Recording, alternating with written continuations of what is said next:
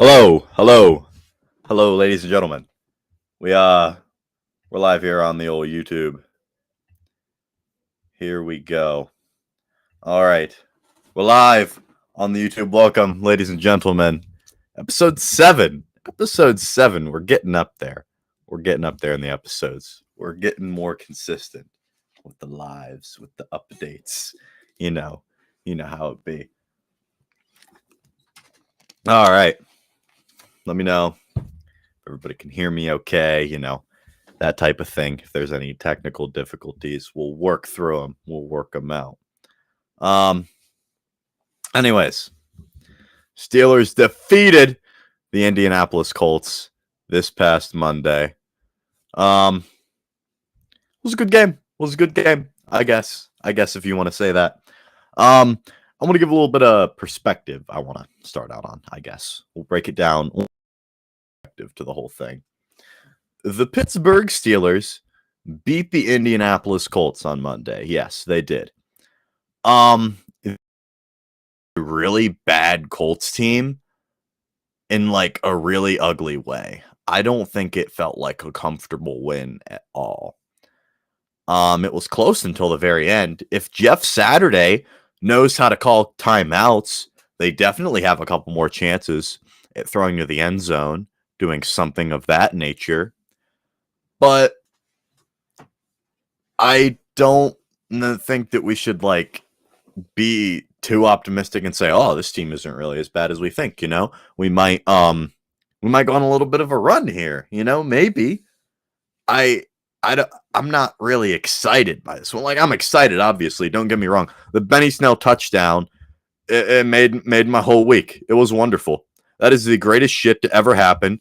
And we'll get into Benny Snell in a little bit. Trust me, we'll get into Benny Snell. But I'm not really convinced by this win from the Steelers. This was a game we had to win. This was simply a game that we had to win. If we didn't win this game, we have serious issues. Not that we don't have serious issues, or we still don't, but if we didn't win this game, what is the conversation going to be about, is what I'm saying. Now, another game this weekend, we play Atlanta. We should beat Atlanta, right? I think we're favored, actually, on the road. Now, I'm not sure why we're favored on the road. I would think it would be Atlanta by, 2.5, because if you guys don't know how they make the lines, you get 2.5 points for being at home. So I would think we're about even with the Falcons. I don't think that's too crazy to say.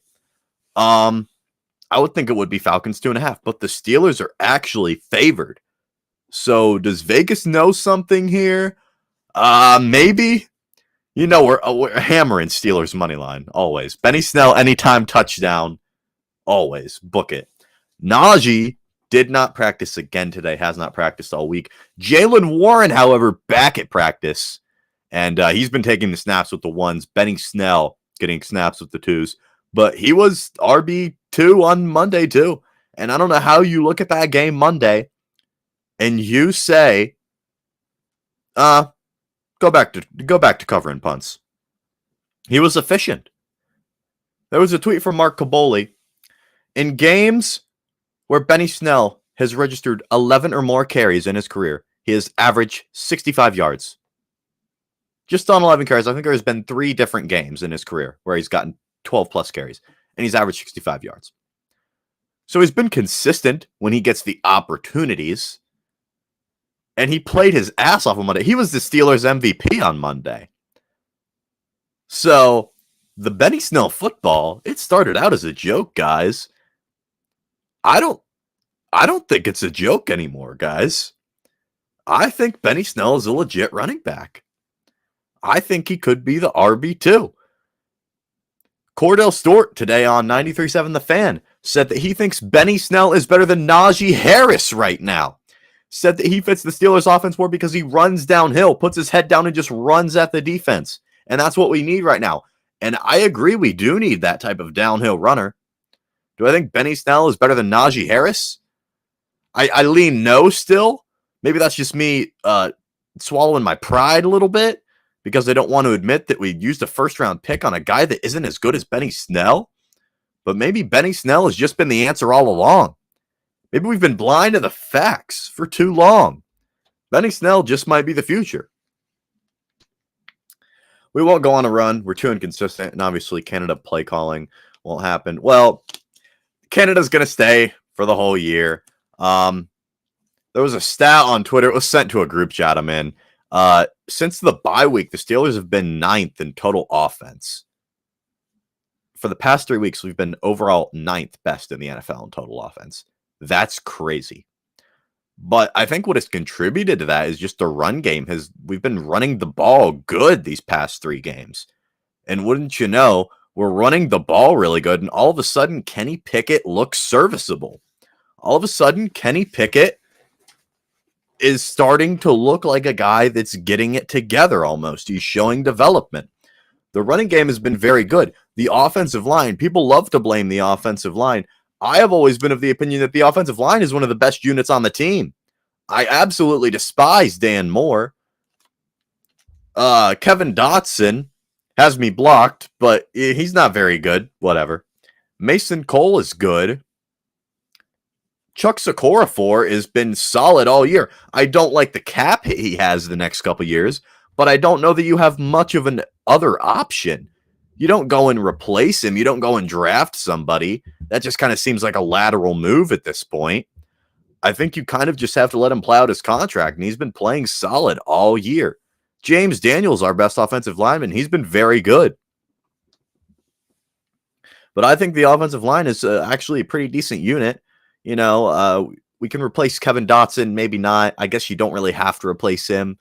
Dan Moore, you could see a tackle first round. I really, really think tackle or corner makes too much sense first round, maybe even D tackle. But I think tackle makes a little bit too much sense. But just the running game getting going. Anthony McFarland looked good. Benny Snell stole the show on Monday. Najee Harris looked good against the Bengals, 99 yards and 2 touchdowns. And he's hurt. We don't know how long he's out for. We heard that the injury is not serious, so we don't know exactly how long he will be out for. But it's not looking like he's going to play this week. I would be very surprised at this point if he plays. Kenny is improving and improving fast, and I love it. Well, Kenny Pickett, like I said, you get the run game going, and any quarterback is going to look good. That just opens up so much more things for him. Kenny Pickett, after the bye, has looked like a totally different quarterback. The thing that I will say about him is that I have always said that he will be a fine quarterback. He can be a fine quarterback, but he won't be elite. And I get a lot of hate for that. I don't understand what's so wrong with saying that. Having a fine quarterback is fine, guys. We can win with that, right? Kenny Pickett can do a lot of things that we can win with. I would love to see him use his legs more. I would love to see more designed bootlegs where he actually runs with the ball. Because I feel like he doesn't have a whole lot of opportunities to run with the ball. And we aren't utilizing that as much as we probably should. We should be doing something different. Take Zach Gentry designed plays out of the offense. Completely take them out. I'm sick of watching them. I don't want to see them. Get him out. Get Kenny Pickett on some designed runs. Move him out of the pocket. Let him run in open space. Whenever it's 4th and 1, Mike Tomlin needs to be going and running QB sneak with Kenny Pickett because Kenny Pickett is very good at doing the QB sneak. But I will say Kenny Pickett, a lot of things are opening up for him. A lot of things are opening up. He's looked, like less of a rookie, I guess, if you will, after the bye. He's not made any mistakes. He hasn't thrown a turnover. He hasn't thrown a pick since the bye, but I think he hasn't thrown a touchdown in the past 2 games. No, he hasn't thrown a touchdown since he threw one in the Bengals game. But he didn't throw a touchdown last week. And people, here's my issue. I don't hate Kenny Pickett, guys. It's a false narrative. I hate the irrational media coverage of him. Like, nobody can sit down and be patient and have an honest opinion on Kenny Pickett. When I love the NFL draft. I love talking about the NFL draft. When I make my comps for NFL quarterbacks, they're usually like really bad. Like my comp for Kenny Pickett, I'm sure if you guys have listened before, it's Daniel Jones. I think that's a pretty fair comp. Somebody in chat here, his ceiling is somewhere around Derek Carr. I agree. I think his ceiling is about, not that super elite tier quarterbacks, but that second tier quarterbacks who's serviceable and you can definitely win some games with. I feel like that's very fair. And like that's what you're going to see.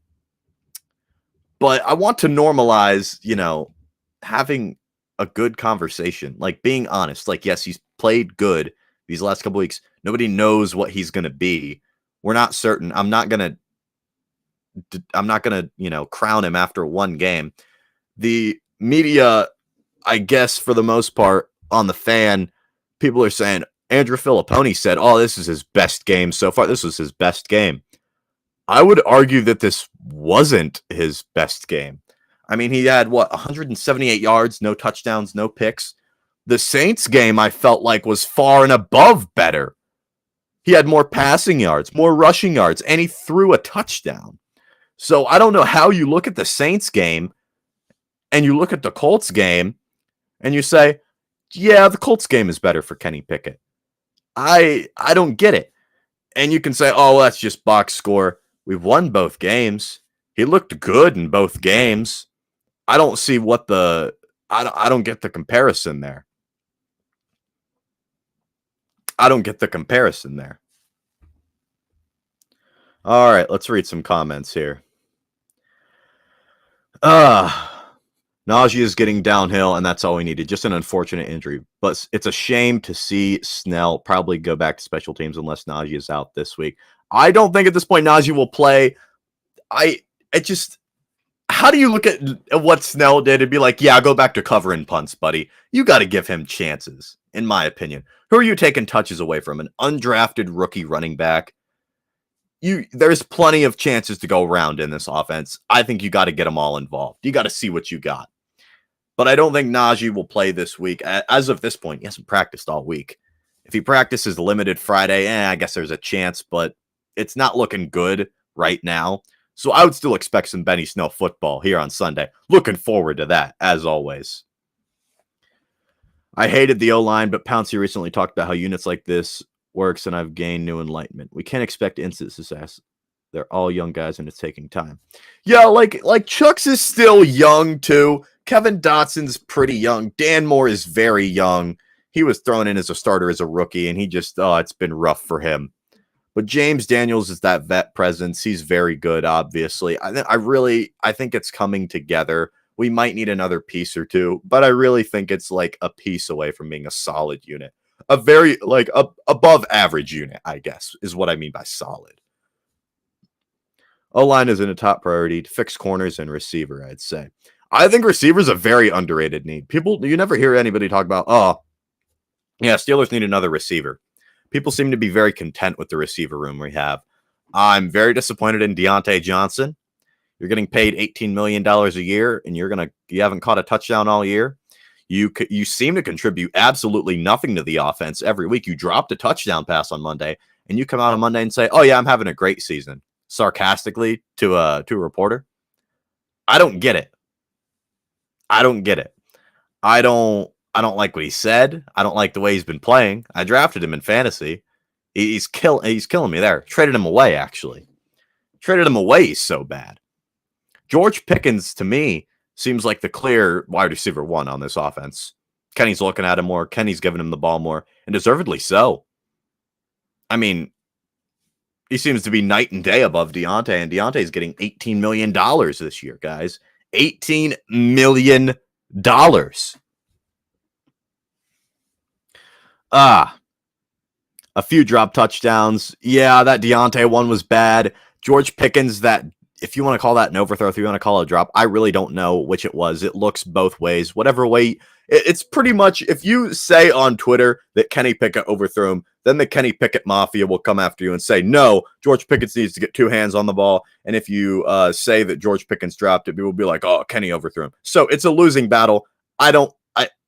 Either way, in my humble opinion, I think he should have put two hands on the ball, but it wasn't, a perfect throw by any means. Who cares? He didn't catch it. We move on. We scored. We won. Who cares? Guys, right? We beat the Colts. We're all happy, right? Not that great of a ceiling. I want a quarterback that slings it down the field. I agree. That's what I wanted, like, in the other draft. Like last draft, obviously, it's no secret. I was a big Malik Willis fan. I have a soft spot for project quarterbacks. I love quarterbacks that maybe, aren't the best immediately out.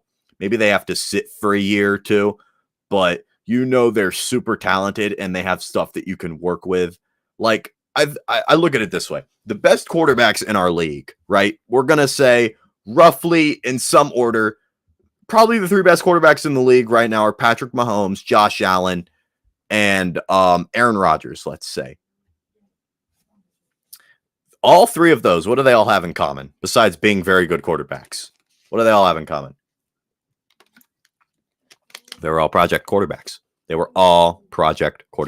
Patrick Mahomes, picked 10th overall, very high draft pick, obviously, but he sat for his entire rookie year. Josh Allen, he was picked 6th overall in 2018. He was thrown right into the fire, and he didn't look good. But they knew he had unbelievable talent, and he was just built like an NFL quarterback. Look at him. Second best quarterback in the league right now.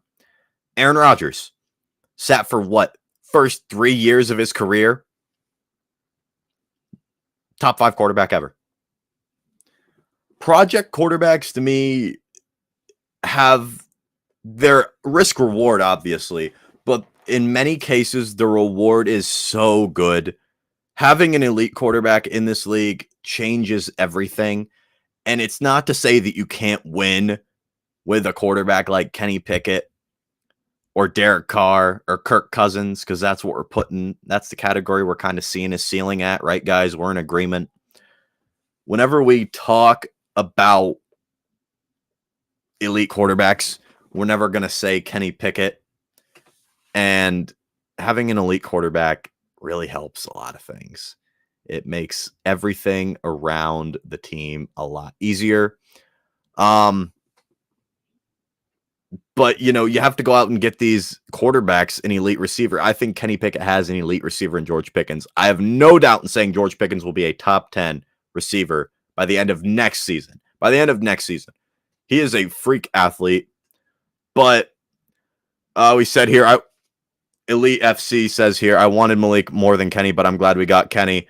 We're obviously all rooting for Kenny, but Malik was just that kind of project guy that I really liked. I love a quarterback that can sling it down the field, has that deep ball, can run out of the pocket. Maybe he isn't as polished. People tend to give up on him after his 2 starts and his 2 starts this season, which, by the way, he won one. He won his first ever start. And then he took Patrick Mahomes to overtime.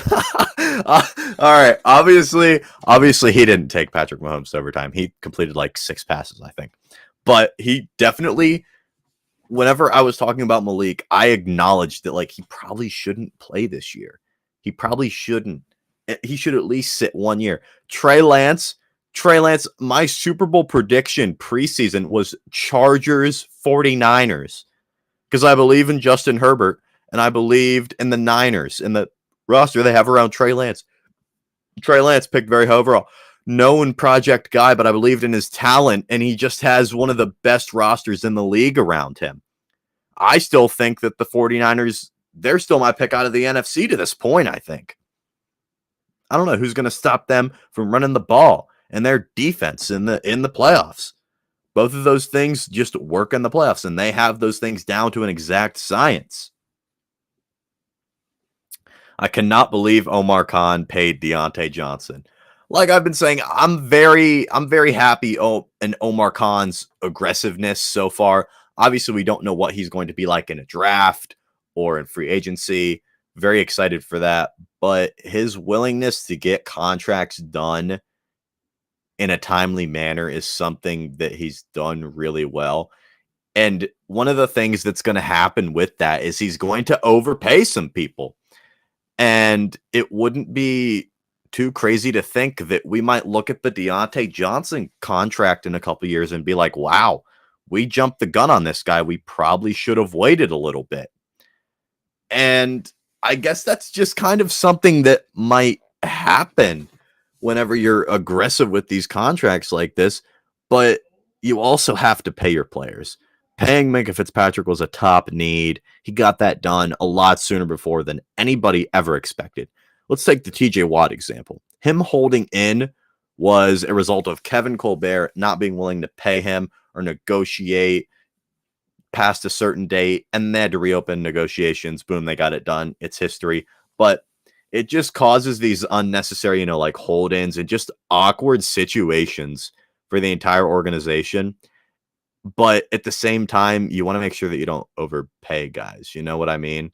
Like, if we didn't pay Deontay this year, if we see what George Pickens is and the way George Pickens has pretty much become the wide receiver one in this offense, do you think we're giving Deontay Johnson even close to $18 million this offseason? No. No. I wish we signed Juju over Deontay. Juju is just, you know what he is. He's so solid. I would have loved to keep Juju, but at the same time, whenever it seemed like it was over. He had one foot out the door last year and was going to go play for the Chiefs. And then Ben was coming back for 1 year. And then he's like, all right, I got to play with Ben. Came back on a 1 year. I thought he was already kind of halfway out the door the previous offseason. I still think Juju could be a guy that comes back in a couple years. He might finish his career in Pittsburgh. You know what I mean? If we're contending and we get things turned around, Kenny Pickett's the guy. Maybe we're making a playoff run. We bring in Juju. I could see that type of thing happening. If you really believe that, Juju jerseys are like half off Steelers shop if you want a Juju jersey. Deontay doesn't get enough targets for how much we paid him. No, I agree. I think that George Pickens doesn't even get enough targets. I love when we take downfield shots to George Pickens. I just want to see Kenny throw deep at this point. Because Kenny Pickett, his yards per attempt is last in the league.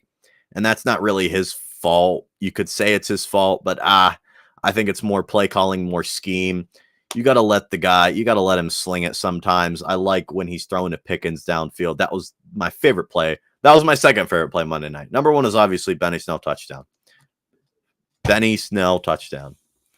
But I just want to see Kenny move it down the field. That's all I want. Just give the receivers a shot downfield. Give Deontay the ball, and not in a jet sweep way. I'm pretty sure Ben Roethlisberger said that on his podcast, actually. He said, I want to see these receivers get more involved, but not in a jet sweep way. Do you think if Ben was still playing, we'd be running jet sweeps? No, he'd tell Matt Canada to, he wouldn't let that shit fly. No way. Thoughts on Devin Bush's play this season? I think, we're kind of seeing what we know what Devin Bush is. He's not very good. He's not what he was drafted to be. His expectations are always going to be very high because he was drafted not only top 10, but we gave up a lot to trade up to get him. And he will be known as a draft bust. It's pretty safe to say he's a bust, but he could be a okay linebacker for us. I think an underrated need for us is middle linebacker. Miles Jack has been good. I think Miles Jack and Devin Bush both complement each other very nicely. I think Miles Jack covers up a lot of the things that Devin Bush, isn't very good at, like coverage. Devin Bush, he's kind of, a shorter, stubbier, more modern type of build for an NFL middle linebacker. And Miles Jack is kind of your taller enforcer guy that can kind of hang with the tight ends and running backs. So I think they complement each other very well. I think Devin Bush, as far as it goes, we didn't pick up his 5th year. I could see us bringing him back on a cheaper deal, but you won't see us giving him any type of big money whatsoever. It wouldn't totally surprise me if he's on a different team next year, but I think he's played okay. To the standards that we want him to play, he hasn't been enough. But if we're being realistic about it, I guess it's better than last year. It's better than last year. Deontay runs backwards. Yes, a weekly occurrence seems to be Deontay Johnson. Whenever he has an open field in front of him, he tries to run backwards and make something happen. I don't know what the thought process is with that. I don't know what he thinks he's doing.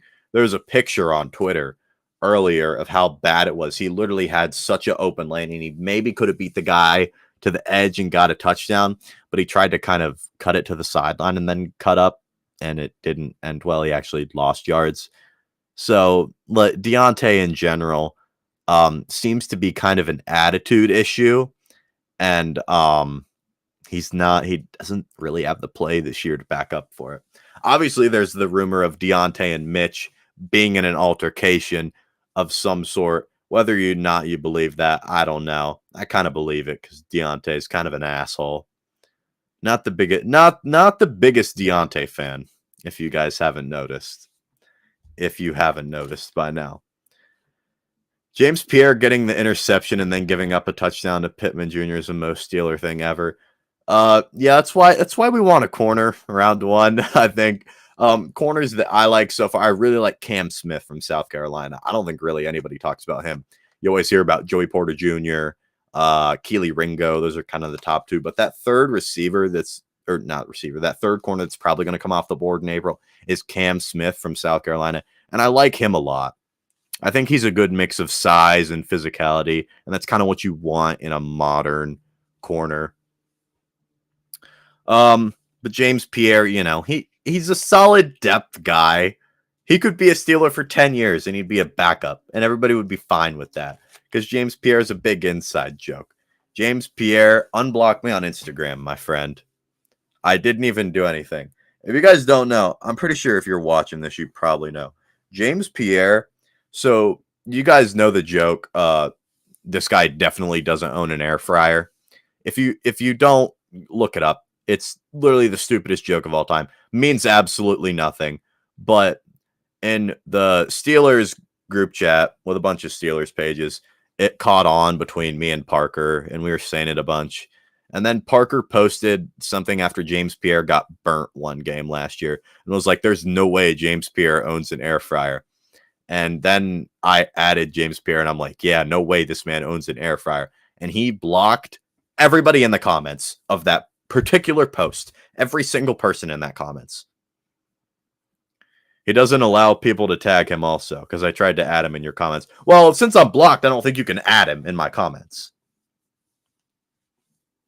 I don't think you can even ask somebody if they're blocked, because he can't look at my stuff, because he has me blocked.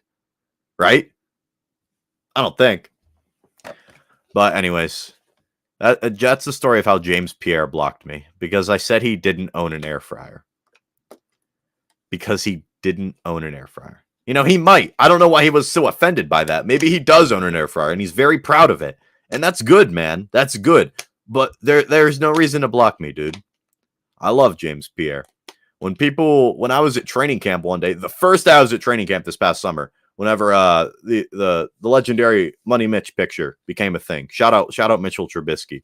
But anyways, first day of training camp, the players are walking down, and nobody knows who James Pierre is. Unless you're a diehard, nobody knows who the hell James Pierre is. Be real. So he's walking down and he's wearing 42, and people are like, 42, 42. And I'm like, James Pierre, unblock me on Instagram, right? And people are looking at me, and there's some chuckles. They're laughing at me. Dude. That's not funny. He blocked me for no good reason. I didn't do anything to slander the guy. He only gets slandered because he has me blocked now. I didn't do anything to James Pierre. James Pierre has me blocked. Who doesn't have me blocked is Antonio Brown. Antonio Brown has a lot of the Pittsburgh media blocked. And that's another thing I wanted to get into. Antonio Brown, what the hell are you doing? What are you doing to yourself? Apparently the police were outside of his house and they're telling him to come out. They got the megaphone. They're yelling at him to come outside. They got the police. They got cars surrounding his house and shit. And then he's like, nah. And apparently, I read this on Twitter. I don't know how true any of this stuff is, because it's Twitter at the end of the day. But that shit, it was hilarious, because people are like, oh yeah, he's barricading himself in his house. And I'm like, holy shit, Antonio Brown's gonna get shot, right? And then there's a tweet that he threw, apparently, when the cops were there. This is when the cops were there outside. His baby mama, I guess we'll call her, because I don't know if they're wife. I don't think they're married anymore. I don't think they're dating. I don't know what they are. They got like 5 kids together or something. While the cops were still there, he peeked out of the front door supposedly and threw a shoe and hit her in the ponytail. hit her in her ponytail, not her head, anything, her ponytail. So not a very accurate throw to begin with, but why are you peeking outside when there are cops after you and you're throwing a shoe at her after he threw all of her stuff on the ground? What is happening? This is literally, you couldn't write this. It's unreal. I think Antonio Brown, I've always said the Antonio Brown Hall of Fame debate is going to be insane. It is going to be insane. It will be so one-on-one. And I've always said, is if we're talking about Antonio Brown, the player, he should absolutely be in the Hall of Fame. But as of recent, between, people are mentioning in the chat the Dubai incident of him in the pool. I'm not going to get into that. If you want to look it up, do it at your own discretion. And Antonio Brown Dubai pool. Don't look it up, but look it up if you want to. It's something. It's something, I think he's pretty easily kind of acted his way out of ever being in the Hall of Fame. I think my recent thoughts were I could see it happening, very, very, very down the road, maybe after he's passed on. But at this point, everything he's doing, the NFL has completely disassociated themselves from him. I don't think Antonio Brown's ever going to be in the Hall of Fame. And that's really upsetting. It's really sad to see who he's become. Because he was the coolest thing going. He was literally the coolest guy for the longest time. He would show up to training camp in a hot air balloon and a helicopter. He was so awesome for so many years. And now he's, throwing shoes at his baby mama. And the cops are outside his house. So, Joey, thoughts on Kanye? Dude, Kanye needs help. Kanye needs help. Someone needs to tell him to keep his mouth shut and get help. Because it's not good. He was on InfoWars today with Alex Jones. That was bad. If you have Twitter, it's probably on your Twitter. It was bad. Kanye needs help. Antonio Brown needs help. It just kind of makes sense that they're friends, right, guys? They're both mentally unstable to the fullest extent, right? It makes sense. It makes a lot of sense that they're friends. All right, so we have an update. James Pierre does not allow anybody to at him. James Pierre, that's fine. There are some players that do that. James Pierre unblocked me. I was on fire on Instagram on Monday. Tuesday, I was on fire, bro. The Benny Snell post, as soon as I posted that went crazy. Everybody was like, oh, Joey, when Benny Snell scored, I thought of you, man. I'm like, that's awesome, bro. I love that shit. That's hilarious. Benny Snell has been a joke on the page for so long, and it was really cool to see him perform. Benny Snell commented on the post. That was hilarious. That made my day. Kendrick Green, I accidentally ratioed him under Benny Snell's post. Sorry, Kendrick Green, if you're watching this. Kendrick Green, I could literally make a whole podcast talking about Kendrick Green lore. There's so much stuff about Kendrick Green. It's hilarious. He is such an interesting guy. I would love to have Kendrick Green on the podcast. That would be something. I would love to get Kendrick on the pod. Oh my God. We need Benny on the pod in the off season. That's what we need. We need something, bro. Oh my God. I stopped listening to AB after after the Dubai pool incident and now this, it's kind of hard to even defend him in any way, shape, or form. Your AB photo from training camp. I got AB to sign. I have a painted canvas. I don't think it's even in the frame. You can kind of see it up there in the corner, that light blue thing. That's a Antonio Brown painted canvas that I got signed by him at training camp. I got a couple football cards signed by him. But he seemed like such a good guy at training camp. He was always signing for a bunch of people. But he always seemed like such a good guy, but it's really, really sad to see who he's become, obviously. Not trying to hate, But how has Witherspoon been injured since week 3 with a hamstring and hasn't practiced yet this week? I think that's a fair question. Akella Witherspoon has been hurt with a hamstring for several million days, it feels like now. And I don't know what the issue is. I don't know what's going on. Clearly, it's pretty bad. He pulled a hammy, and even when he's been on the field this year, he hasn't. I think he played against. No, he played against the Eagles, but he wasn't full health by any means, obviously. I mean, not Antonio Brown. AJ Brown had 3 touchdowns on him, and Akello actually got benched. It was so bad. And there's, that iconic picture of AJ Brown standing there pointing at Minka and Akello. That was rock bottom for the Steelers. But I don't know what his issue is, really. It's become clear that we can't just kind of patch this corner issue we have. Akello was really good last year. It's hard. It's clearly not going to be replicated this year. He can be a fine corner too, but for him to be a true corner one, like we've been asking him to do, is just not going to happen. And I don't know what free agent corners there are this year. I really don't think there's anything super crazy, but it's going to be something that we obviously address in the first round, I think. I think right now if I was on the clock, pick 12, I think we take a corner. Who's going to be available then? Joey Porter, Cam Smith.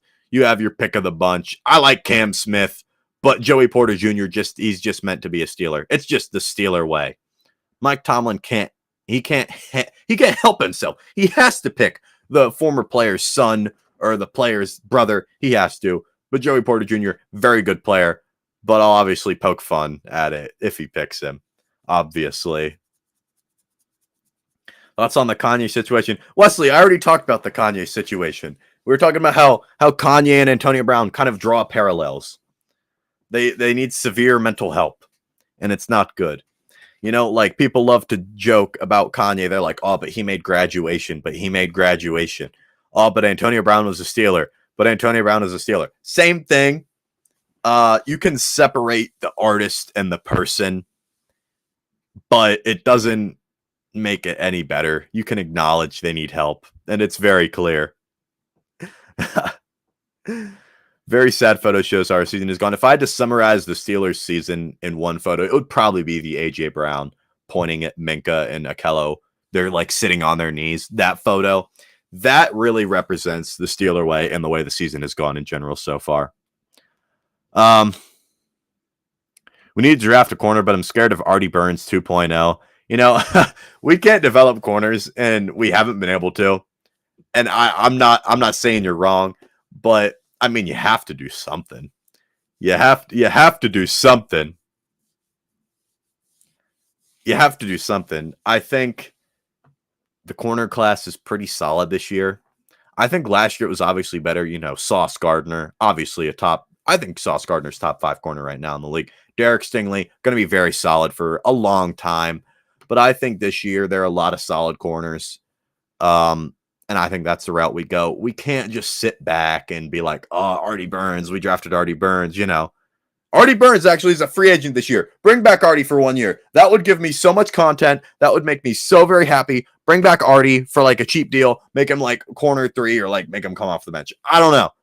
Artie Burns back in black and gold would be awesome.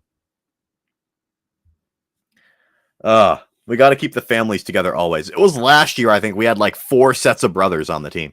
And now I see on Twitter, people are talking about J.J. Watt's a free agent. We need J.J. Watt. No. Guys, J.J. Watt is like old. I think there's a chance J.J. Watt actually retires after this season, if you want to be real. But, I don't know. New haircut. Joe, yeah, you got a new cut. We got a new cut. Not as long. Thanks for noticing, bro. The only thing I remember about Artie is trying to guard Gronk. Actually, if you're talking about the 2017, 2017 game, that was Sean Davis, Maryland legend Sean Davis. Everybody was convinced Sean Davis was going to be him, and we put him on Gronk. And there's that infamous photo of Gronk like catching the touchdown and laughing at Sean Davis and pointing at him and then spiking the ball. That was just terrible. Oh my goodness. To bring Instagram content here, Steeler Gang hasn't posted in over a month. All right. So yeah, our friend Steeler Gang has not posted in a month. It's been well over a month. I believe it was October 12th. It's December now. So I'm counting that as 2 months because it's going to be 2 months. Where is Steeler Gang? I have a theory. I think he got hacked. I don't know for certain. When me and Parker go to Pittsburgh next weekend to the game, we'll be there very early. We'll see the players drive in. Be some good content. Be a lot of fun as always. But what we will need to do is, I don't know if you guys know this, but where's Steeler Gang and all his, I don't know what you want to call his group. I'll just call it the Steeler Gang. We'll just call them Bang Bang Steeler Gang. Okay, so the Bang Bang Steeler Gang, they have a tailgate over at PNC Park. And like someone just said in chat, they charge $40 to get in. $40, right? What are they doing? What are they giving you for $40 to tailgate at PNC Park? Are you kidding me? But anyways, they get standing room tickets for the game. They stand on it's the left rotunda. If you're looking at the west end of the field, and you're looking at the scoreboard, right? And you're looking at both the rotundas, they're on the left one, right? So we're gonna need to go over there below the sign that says Steeler Gang. We're gonna have to find him, ask him what's going on. We'll try to get the scoop. We'll get the scoop. Mike Tomlin told McAfee, "We'll take you when you're old and cheap." I mean, I wouldn't be opposed to JJ Watt. I'm just saying, but like, guys, people are gonna act like that's like, oh, we have all three Watt brothers.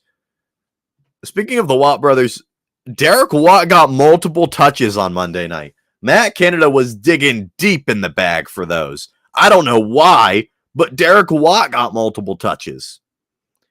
And TJ was kind of quiet on Monday. Obviously, you can't expect him to be everything every game.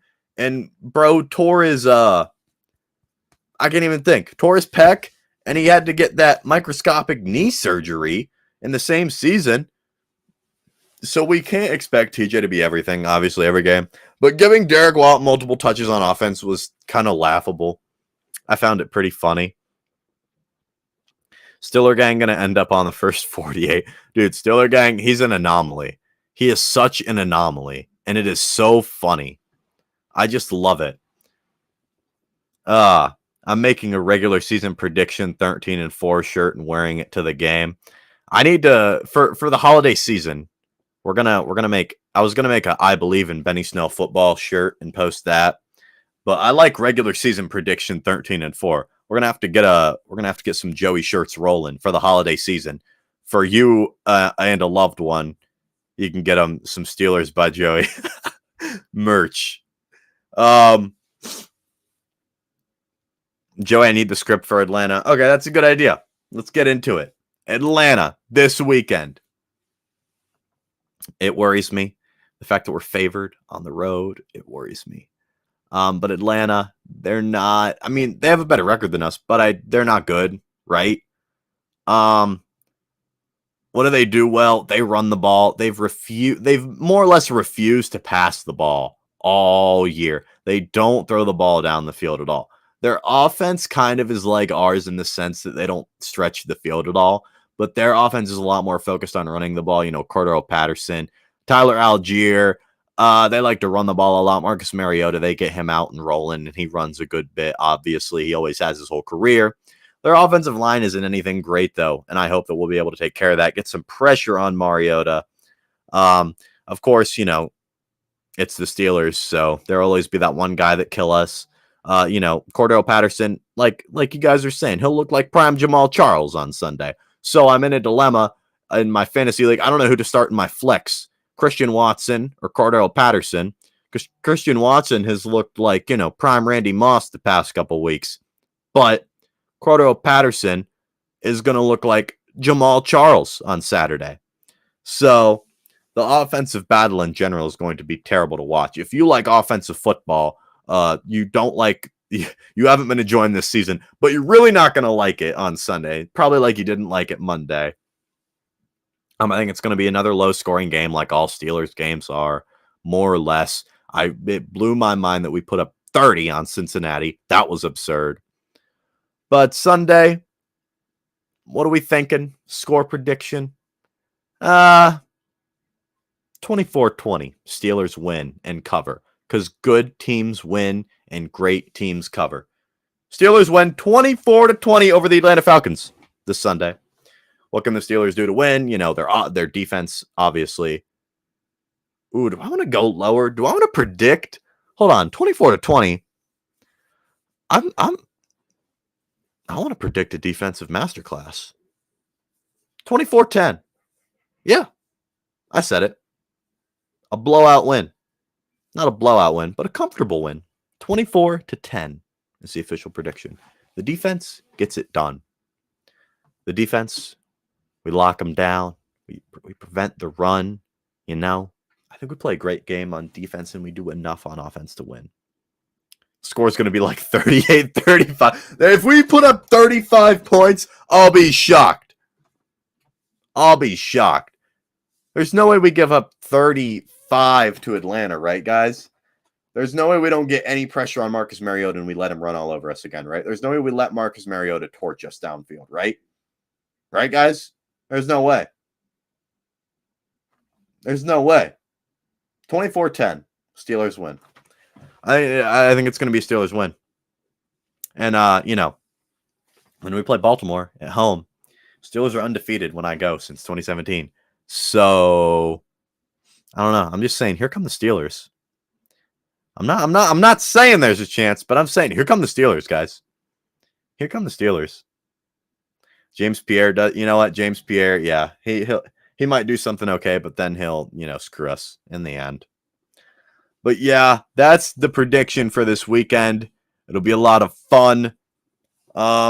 Might bring the setup with me to Pittsburgh, and me and Parker might record an episode. But I don't know. That might be in the works. But I think I am going to end it off here. If anybody has any final thoughts, leave them in the comments right now. Will Anderson, you are not a Steeler. No, I really think we're going to get like the 14th pick. If I had to guess right now, we're going to get the 14th pick or something. And that's fine. But we don't rebuild, we reload. We don't rebuild, guys. We don't do it. And we're going to win some games down the stretch. I've always said this is a 7-8 win team. And I think it stays like that. I think we might drop a couple. I think we might split with Baltimore and some other game. I think we'll drop one game that we probably should. We could lose to Atlanta. We could lose to the Raiders. Own us. The Raiders have owned us for several years, but the Raiders are so bad as well. But it seemed that game against Seattle made me think they might be getting a little bit better.